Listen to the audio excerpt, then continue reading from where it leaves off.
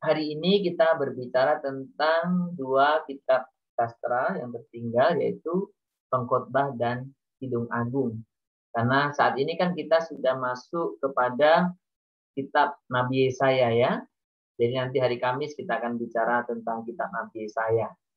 Jadi minggu ini makanya saya rangkap Pengkhotbah dan Kidung Agung supaya jangan ketinggalan banget ya. Nah, Bapak Ibu, kalau kita berbicara tentang membaca Alkitab, saya ingatin terus supaya ini menjadi satu kebiasaan kita. Jadi kita mempercayai bahwa Alkitab itu firman Allah. Ini saya terus tekankan karena memang Bapak Ibu, ketika kita prinsip ini tidak ada, maka Alkitab hanya sekedar buku biasa. Alkitab itu firman Allah. Itu makanya kita harus menerimanya sebagai firman Allah. Kita berdoa dan mengimanilah poin. Nah, tapi saya selalu ingatkan bahwa Allah berbicara kepada kita itu dalam konteks manusia dan memakai bahasa manusia pada zamannya. Maka Alkitab tidak bisa dipahami lepas dari konteks itu. Maka setiap Alkitab itu sebetulnya punya hal-hal yang spesifik. Jadi istilah-istilah dalam setiap Alkitab tidak sama sebetulnya artinya. Jadi ada penekanan. Jadi umpamanya saja, kalau kita berbicara tentang dosa dalam kitab dosa dalam kitab Hosea, dosa dalam kitab Amos, pengertiannya berbeda. Dosa dalam kitab Hosea berbicara masalah kita dengan Tuhan. Dosa dalam kitab Amos berbicara masalah kita dengan sesama. Jadi Alkitab pun mengajarkan kita untuk berpikir spesifik sebetulnya. Itu makanya kita perlu memperhatikan semua ini. Nah, kita juga yang saya beberapa kali juga ingatkan bahwa kita perlu melihat Alkitab secara keseluruhan rangkaiannya, ya. Nanti kita akan melihat bersama-sama. Dan yang tidak kalah pentingnya, ya kalau kita cuma baca doang, nanti kita jadi ahli Torah dan Farisi. Kita harus mempraktekkannya. Jadi menerapkan, bukan untuk orang lain, untuk kita, untuk saya kalau saya membaca. Maka ketika kita semakin memahami firman Tuhan, semakin ngerti Alkitab, pasti harusnya kita lebih baik. Ya kan? Kenapa? Ya karena Alkitab berbicara untuk kita. Nah, makanya saya ingat satu power statement seperti ini. Banyak orang hanya sibuk menggali Alkitab. Jadi menggali Alkitab. Tapi tidak pernah mengizinkan atau membiarkan Alkitab menggali dirinya. Diri kita maksudnya. Jadi bukan hanya kita yang meneliti Alkitab. Biarkan Alkitab meneliti diri kita. Mana yang baik, mana yang tidak, mana yang harus diperbaiki, mana yang tidak. Nah ini yang kita harus miliki. Ya, jadi setiap kita membaca Alkitab seperti itu. Ya. Jadi kita membaca bagaimana kita melihat hutan dan bagaimana kita melihat pohon. Hari ini kita sampai kepada hutan Alkitab, hutan Perjanjian Lama, kelompok pohon sastra, dan kita menggali pohon Pengkhotbah dan Kidung Agung. Nah, jadi secara analogi ya. Jadi kita menggali atau meneliti dua pohon. Pohon Pengkhotbah dan pohon Kidung Agung ya. Nah, kita akan coba membahas tentang Pengkhotbah. Jadi Bapak Ibu, kalau kita berbicara tentang Pengkhotbah ya, sebenarnya kalau kita melihat Pengkhotbah ini, kalau di dalam Alkitab bahasa Ibrani itu disebut namanya itu Kohelet. Alkitab itu. Kalau dalam Alkitab yang bahasa Yunani, atau nanti Bapak Ibu kalau apa suka dengar istilah Septuaginta namanya, itu Alkitab dalam bahasa Yunani. Itu disebut Ecclesiastes. Jadi Ecclesiastes. Kalau Ibrani Kohelet. Kohelet ini dari apa? Dari kata kahal. Kahal itu apa? Kahal itu umat. Maka Kohelet seringkali mendapat arti atau diartikan sebagai orang yang berbicara di depan umat. Atau kalau Martin Luther menerjemahkan sebagai preacher. Ya. Inilah yang kita ambil sepertinya sebagai nama dalam bahasa Indonesia. Preacher, pengkhotbah. Itu yang kita pakai dalam bahasa Indonesia. Nah, sebenarnya kalau kita memperhatikan kitab pengkhotbah ini, ya bisa dikatakan Alkitab yang sulit dipahami dalam pengertian gini. Karena kalau kita salah memahami, jadi salah artinya. Ya, umpamanya tentang sia-sia, umpamanya tentang jangan terlalu saleh, ya, jangan terlalu fasik. Ya, nanti kita coba akan lihat apa artinya itu. Karena kalau salah ya, jadi pengertiannya salah. Oh, makanya jangan terlalu saleh lah. Ya, jangan terlalu jahat juga. Jadi yang sedang-sedang. Kan kita ngartikannya gitu. Padahal bukan itu. Nah, nanti kita coba lihat. Jadi kalau kita tidak memahami dengan baik, apa itu latar belakangnya, kita bisa salah memahami. Ya. Karena istilah-istilah di situ istilah yang khusus gitu, yang tidak berlaku untuk umum.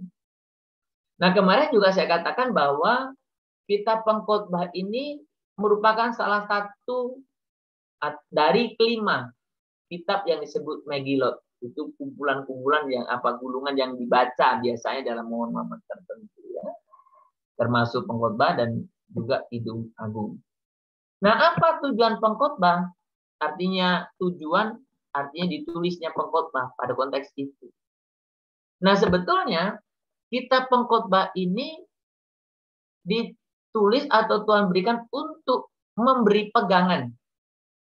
Ya, pegangan hidup bagi siapa? Bagi jemaah orang Yahudi waktu itu. Yang pada masanya itu mereka bingung menghadapi pilihan, ya, yang namanya jalan hidup atau way of life. Jadi jalan hidup.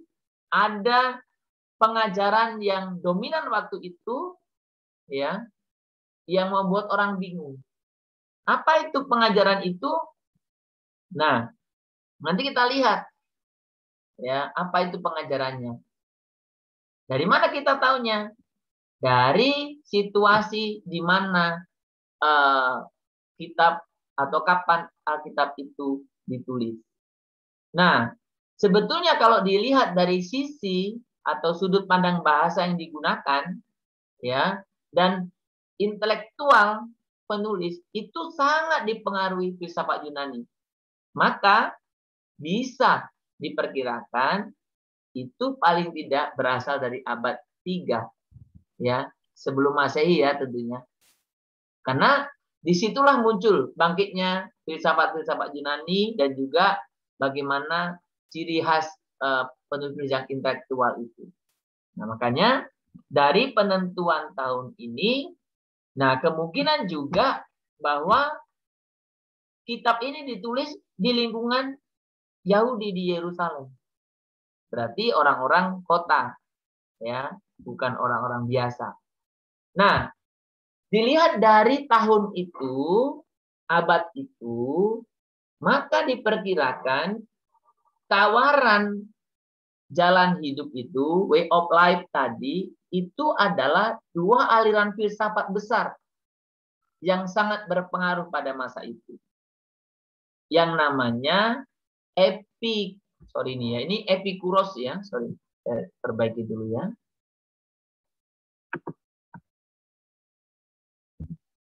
Jadi itu apa? Epikuros. Jadi satu sisi ada aliran filsafat Epikuros, di sisi lain ada aliran filsafat Stoa. Dua aliran filsafat ini sangat kontradiksi, tapi ini masing-masing sangat kuat, sehingga orang yang hidup di masanya itu sangat sulit menentukan. Apa rupanya yang menjadi penekanan kedua aliran filsafat itu? Nah, aliran filsafat yang namanya Epikuros itu yang sangat menekankan bagaimana kita menikmati hidup. Jadi aliran ini ya kompromi terhadap manusia, memberikan tempat yang luas bagi kenikmatan. Mereka menyangkal kekuatan suatu asas rohani, ya. Jadi pokoknya hidup ini jadi nikmatilah. Ya ada pesta pora, happy lah pokoknya yang gitu-gitulah ya. Itu secara sederhananya Epikuros. Nah sementara di sisi lain ada aliran yang lagi bicara juga pada yang Stoa. Nah Stoa ini menekankan bagaimana kebajikan adalah alat dan kenikmatan adalah tujuan. Kenikmatan yang dimaksud adalah bukan kenikmatan seperti Epikuros. Beda. Bagi aliran Stoa, harta tertinggi itu kebajikan. Maka aliran Stoa ini menekankan bagaimana manusia itu menjauhi dari hal-hal dunia. Untuk apa? Untuk menyendiri. Askese, puasa. Ya, jadi artinya disinilah perbedaannya. Nah, dalam kitab Pengkhotbah, dua aliran ini dijuluki dengan istilah-istilah lain. Umpamanya, Epikuros diidentikan sebagai orang fasik karena semua berpoya-poya. Jadi yang ikut dunia inilah kasarnya gitu. Sementara Stoa itu digambarkan seolah-olah dia saleh. Kenapa? Mengasingkan diri. Jadi ada dua ini yang dominan waktu itu. Nah sekarang bagaimana umat Tuhan harus hidup? Karena mereka hidup dalam dua aliran besar ini. Lalu orang percaya bagaimana? Di mana posisinya? Nah, kira-kira seperti itulah. Nah, Pengkhotbah memberikan satu jawaban. Bagaimana semestinya hidup gitu. Jadi ini yang kita bisa melihat. Sebagai salah satu contoh ya. Jadi artinya karena ini kan bukan studi yang detail ya, jadi takut saya lupa nanti. Sebagai salah satu contoh gini umpamanya. Kita coba membuka di dalam Pengkhotbah pasal yang 7 umpamanya. Pasal yang ke-7 itu ya. Ini umpamanya kita membaca ayat 17 dan ayat 16 dan 17. Boleh salah seorang membacakannya untuk kita semua? Ayat Pengkhotbah 7 ayat pasal 7, 16 dan 17. Dan 17. Janganlah terlalu saleh. Janganlah perilakumu terlalu berhikmat. Mengapa engkau akan membinasakan dirimu sendiri? Ayat 17. Janganlah terlalu fasik. Janganlah bodoh. Mengapa engkau mau mati sebelum waktumu? Ya. Jadi bagaimana hidup kita? Nggak boleh terlalu saleh. Nggak boleh terlalu fasik. Nggak boleh terlalu berhikmat.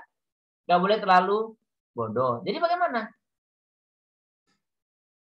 Nah, itu makanya bener kan saya. Nggak usah pala-pala rajin kali ke gereja.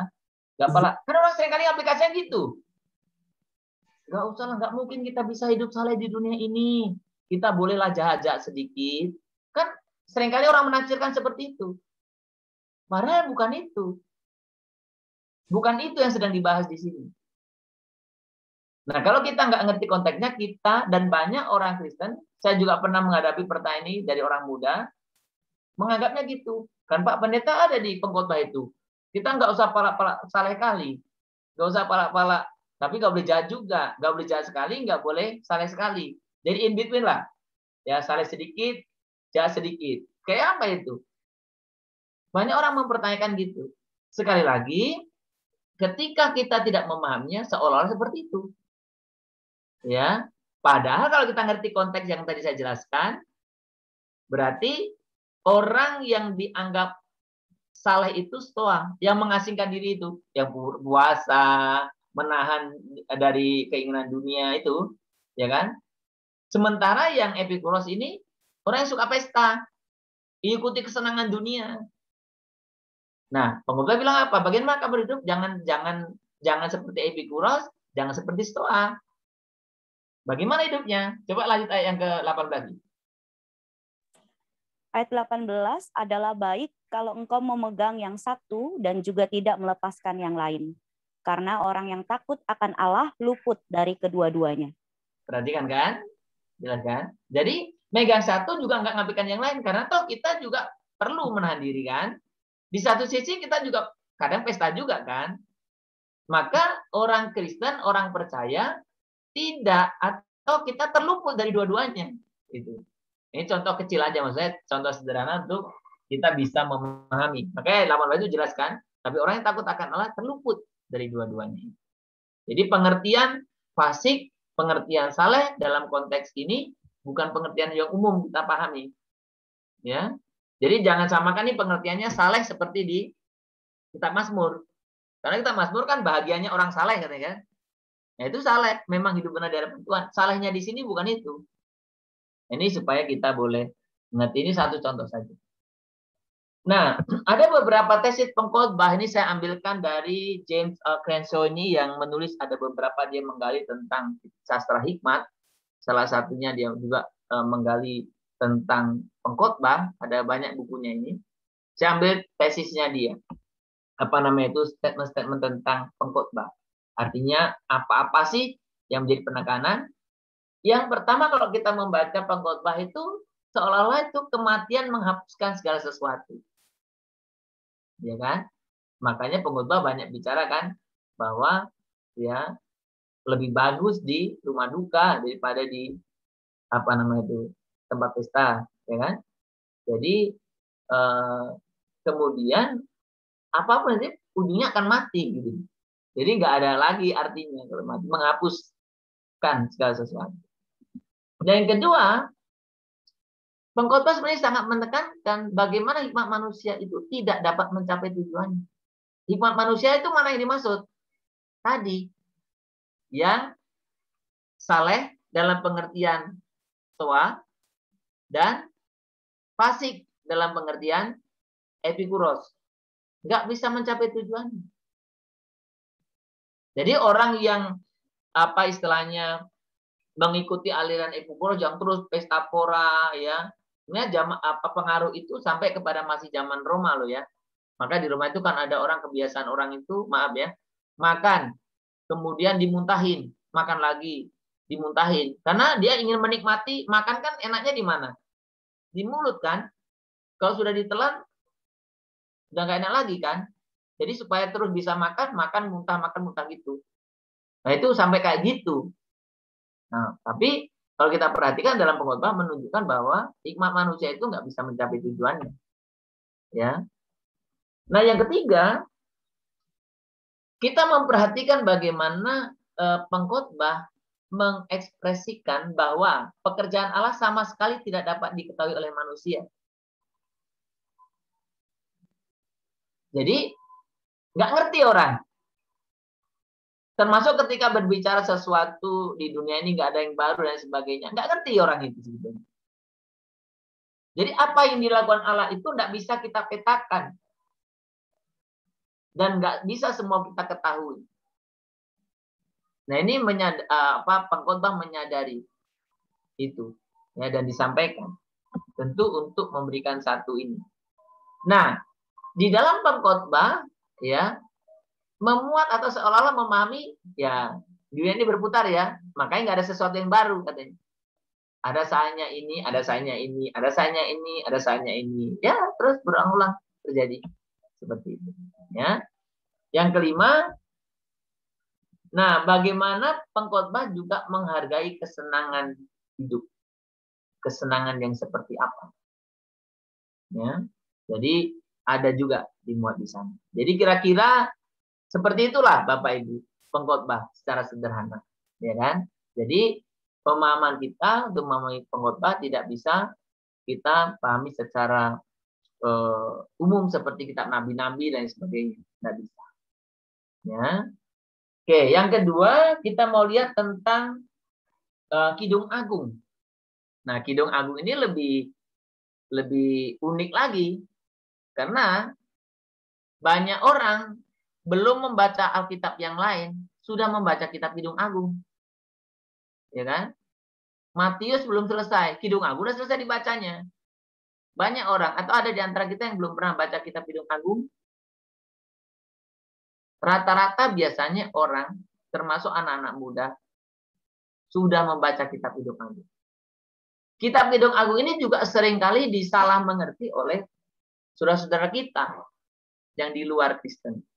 Bahwa ini merupakan kitab yang bukan kitab suci. Atau menjadi seolah-olah cacat dari kitab kita. Nah, padahal dan sebetulnya bukan hanya orang-orang di luar Kristen yang mempersoalkan itu. Proses Kidung Agung memasuk kanun juga tidak gampang. Karena apa? Menyangkut isinya. Nah, makanya memahami kitab Kidung Agung juga perlu pemahaman yang apa istilahnya lebih tepat gitu, mengartikannya. Nah, ini Bapak Ibu, kalau kita berbicara kitab Kidung Agung itu memang kita diartikan Kidung Agung ya. Ya, kalau di dalam apa itu biasanya pujian, nyanyian Salomo. Nah, sebenarnya dalam bahasa aslinya Alkitab ini ditulis Sir Hashirim. Sir itu nyanyian, Hashirim itu nyanyian itu. Jadi kalau terjemahkan secara letterlek, nyanyian itu. Jadi nyanyian dari nyanyian itu.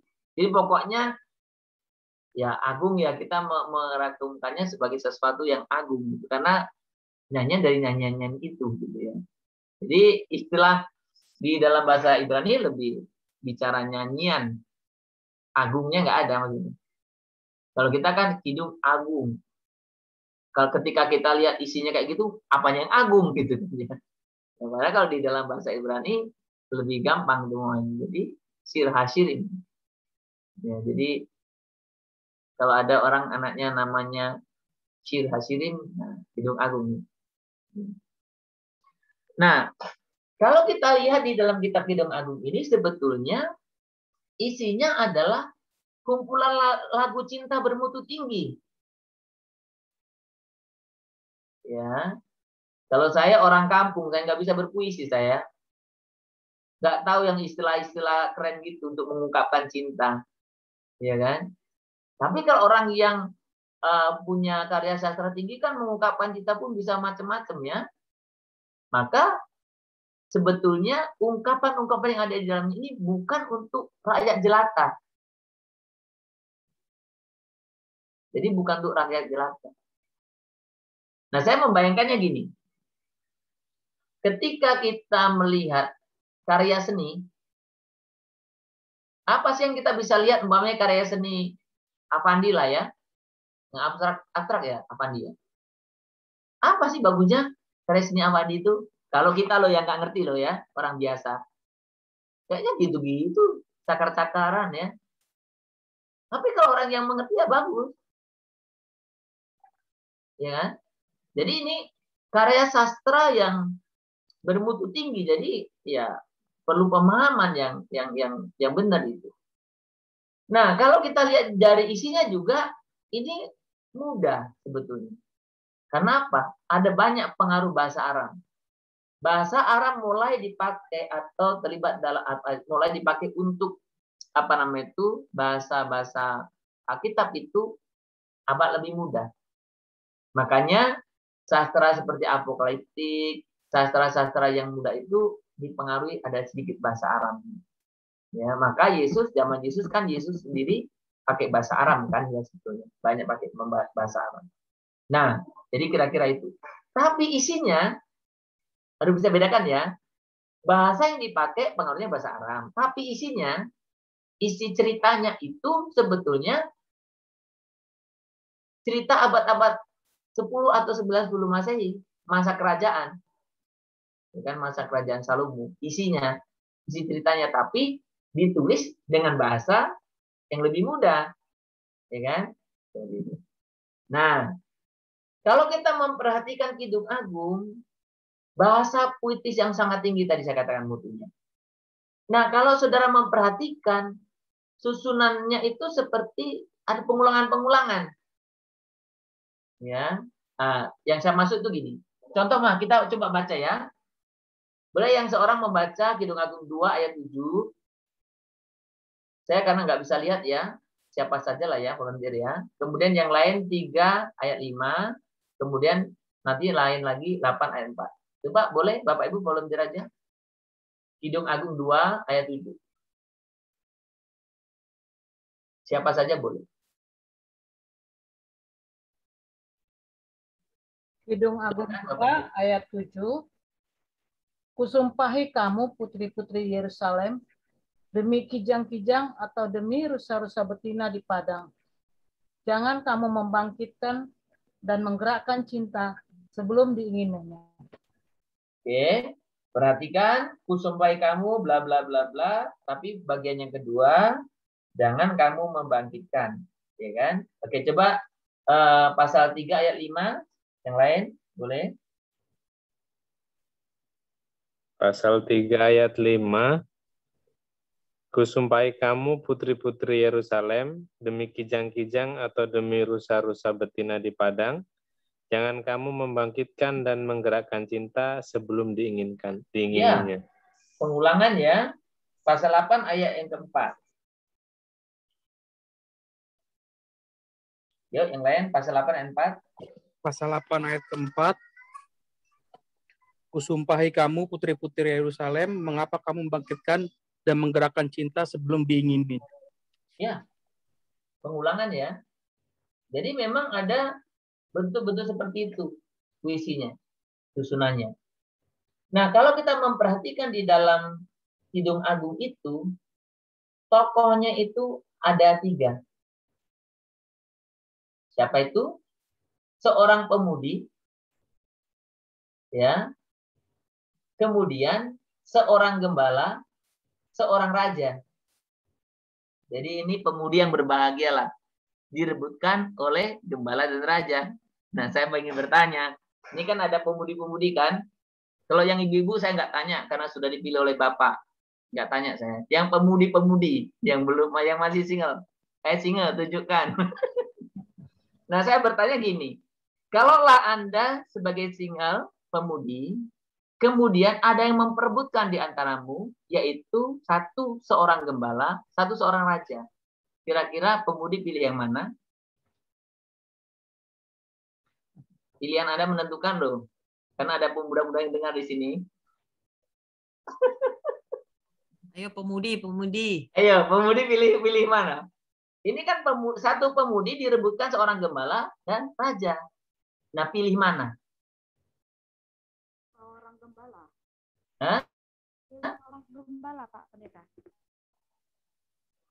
Ini siapa yang jawab ini? Pemudi siapa? Aku pemudi Imelda. Oh, kayaknya nanti dapat gembala deh. Ya, memang ketika kita berbicara tentang itu dalam kisah Kidung Agung, betul. Pemudi ini milih gembala. Persoalannya dalam kisah beneran milih gembala tuh raja kan itu. Ya, dalam Kidung Agung memang kisahnya pemudi ini memilih gembala. Jadi kalau kita membaca ceritanya seperti itu, sebenarnya simpel ceritanya itu. Nah, kalau kita memperhatikan nanti isinya itu banyak puji-pujian lah, ya, puji-pujian itu. Nah, kalau Anda memperhatikan secara umum, sebetulnya lebih dari 50 kata Ibrani yang hanya didapat di dalam Kidung Agung. Jadi saya perlu sampaikan ini sebetulnya hanya mau menyatakan bahwa betapa Kidung Agung itu khas, gitu ya, khas. Jadi bukan hal yang umum. Jadi kalau kita meneliti secara sastra itu Ada lebih dari 50 kata lah, yang hanya ada di situ khas dipakai. Ya. Kemudian kalau kita lihat dalam kitab Kidung Agung itu kira-kira ada 52 lagu. Ya. Ada yang mengelompokkannya menjadi 30 lagu. Nah, kalau LAE jelas membuatnya jadi 15 judul. 15 judul. 15 kesatuan. Kalau kita lihat di dalam LAE. Anda boleh cek di situ. Ya. Nah, itu info sedikit. Nah, kalau di dalam kitab Kidung Agung, ya, kita bisa melihat di sana ada sering dipakai gambaran-gambaran itu flora dan fauna. Itu dipadankan, disederhanakan dengan sepasang kekasih. Ya kan? Jadi ini kalau kita perhatikan di sana kan, contoh umpamanya, matamu burung-burung merpati. Nah, saya bukan orang sastra sih, jadi bacanya pun jelek kan. Jadi kalau salah baca kan bisa jadi marah kan, matamu kan gitu, jadi marah orang kan. Tapi kalau orang yang puitis kan bagus itu. Nah, siapalah yang puitis di sini? Ya, saya orang terus terang nggak puitis. Jadi matamu ada jeda di situ, Pak. Matamu. Gitu ya? Iya. Matamu. Coba baca lah, Miss. Aduh. Matamu burung-burung merpati. Kepalanya emas murni, rambutmu tandam-tandam kurma, bibirmu bunga-bunga bakung, tangannya bundaran emas, perutnya papan gading, pusarmu cawan yang bulat, perutmu timbunan gandum. Nah, ini sebenarnya Bapak Ibu dia ekspresi untuk memuji pasangannya sebetulnya. Maka matanya nggak tahu lah bayangannya kayak apa sih, mata seperti burung merpati ya kan? Apakah belok atau kecil, nggak ngerti lah itu. Itu ungkapannya. Kepalanya emas murni, rambutnya tandan-tandan kurma. Itu artinya yang jelas itu nggak rambut rebonding kan? Berarti rambut kriwil-kriwil lah itu. Yang ada kriwil-kriwilnya kan tandan kurma kan? Kalau lurus berarti nggak dibilang itu kan? Jadi ungkapan yang indah kan? Bibirmu bunga-bunga bakung. Bukan 12 kali bibirmu, enggak. Bunga-bunga bakung. Indah itu. Tangannya bundaran emas. Perutnya papan gading. Ini karena perut kurus. Bukan dibilang krempeng amat sih. Enggak, papan gading. Nah, sementara yang terakhir itu perut timbunan gandum itu ya perut gendut. Enggak dibilang gendut banget sih, kan. Timbunan gandum. Jadi nanti bolehlah ngomong sama pasangannya, perutmu timbunan gandum, timbunan berat atau macam-macam lah ya. Ini ungkapan-ungkapan yang sebetulnya indah ketika kita mengerti maknanya. Ketika kita menggunakan tepat. Ya, sekali lagi konteks dalam kitab Kidung Agung itu ya kalau boleh kita warnai ya konteks sepasang suami istri lah ya, karena setelah memenangkan tadi kan ya, setelah memenangkan ini. Jadi itu kira-kira ya. Jadi kalau kita berbicara tentang Kidung Agung ya kira-kira seperti itulah ya. Nah, bahasa kitab Kidung Agung ada 2 lapisan selalu ya. Selalu polanya gitu. Satu bersifat biasa, yang kedua bersifat erotis. Ya. Jadi ini kita sedang belajar kitab ya, tidak yang lain. Jadi contoh pamannya, pasal 4 ayat 6b, dikatakan gini, aku ingin pergi ke Gunung Mur dan Bukit Kemenyan. Banyak ketika diteliti itu Gunung Mur itu di mana, nggak tahu, nggak ada. Artinya dia bukan menunjukkan tempat, dia bukan menunjukkan ada secara geografi, bukan gitu. Di mana Gunung Mur? Dan Bukit Kemenyan. Nggak ada juga Bukit Kemenyan. Di mana? Jadi ini istilah erotis gitu. Nah, makanya sebetulnya kalau kita berbicara tentang Kidung Agung, ya nanti kita akan lihat ada pemahaman apa yang 3 pandangan tentang kitab ini, cara memaknainya. Nah, saya perlu sampaikan kepada kita, 3 pemahaman ini yang berkembang dalam memahami kitab Kidung Agung. Ya. Yang pertama, yang umum biasanya dipakai, yang umum ya, yang kebanyakan gereja-gereja juga pakai kan, banyak orang dulu pakai itu, menulis lagu cinta antara Tuhan dan umatnya. Ya, menulis lagu cinta antara Tuhan dan umatnya. Nah, ini biasanya menjadi 2 kelompok dia. Namanya ada yang alegori historis. Jadi dipahami bahwa seluruh sejarah Israel sebagai sejarah hubungan cinta. Nah, pandangan ini biasanya mengartikan secara alegoris. Misalnya gini, ini Bapak Ibu saya menjelaskan kitab Kidung Agung ya, jangan ada yang pikiran yang lain. Karena saya sempat disalahpahami. Jadi pengalaman saya pernah saya ngajar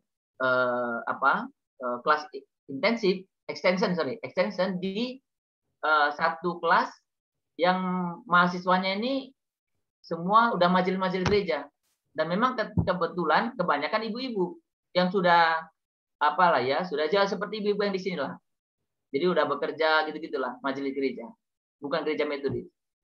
Dan saya memang ngajar di situ secara rutin dulu. Nah, pandangannya selama ini sih positif ketika saya ngajar, tapi pandangannya berubah ketika saya ngajar tentang Kidung Agung. Jadi dibilang, ini kok Pak Sumari jadi porno sih sekarang, katanya. Ya, jadi itu mindset ya. Tapi saya mau gambarkan gini, contoh gini ya. Alegoris historis ini seluruh sejarah Israel sebagai sejarah hubungan cinta. Jadi orang yang memakai pendekatan ini maka memaknai, contoh, kan di dalam Kidung Agung sering menyebut buah dada. Maka buah dada itu dalam pengertian arti historis ini dipakai untuk mengerti apa? Hukum Taurat, semuanya 2 loh batu. Jadi alegorikanlah semuanya. Ini saya sedang bicara teori, ya, teori pandangan yang ada. Kemudian juga ada yang memahami alegori mistik, itu gambaran hubungan Allah dengan jiwa manusia, ada yang memahami gitu, ya, yang berkembang, ya, yang ada. Nah, yang kedua yang pernah muncul, tapi itu tidak begitu ditekankan, itu suatu analogi dengan apa yang disebut perkawinan suci, perkawinan antara dewa dan dewi kesuburan. Nah, itu dululah masa itu ya, saya nggak usah jelaskan banyak. Nah, yang ketiga, nah ini yang penting. Sebenarnya kalau kita perhatikan, karena kalau kita pakai alegoris, nggak semua bisa kita alegoriskan sebetulnya. Oke lah, buah dada kita artikan umpamanya 2 hukum Taurat, 2 perjanjian lama, perjanjian baru, ya, 2 kedatangan pertama, kedatangan kedua. Karena kalau alegori gitu artinya, tapi nggak semua bisa kita alegorikan. Ya, umpamanya gigi kita alegorikan apa? Ya. Dulu saya pas nikah, tuh pendetanya cari ayat pas Kidung Agung, dibilang gigimu seperti domba. Saya jadi ketawa bacanya. Waktu nikah, gigi siapa? Gigi saya nggak seperti itu. Jadi gigi kita lihat dengan apa? Sulit. Ada banyak kesulitan sebenarnya kalau kita memakai pendekatan yang pertama. Nah, yang lebih sederhana sebetulnya, ketika kita melihat Kidung Agung ini, memang melihatnya sebagai apa? Lagu cinta eros dengan maksud apa? Meluruhkan dan mengagungkan cinta antara pria dan wanita dalam konteks pernikahan. Nah, coba kita baca dari Kidung Agung 8 ayat 6 dan 7. 8 ayat 6 dan 7 ya. Kidung Agung 8 ayat 6 dan 7. Boleh salah seorang membacakannya?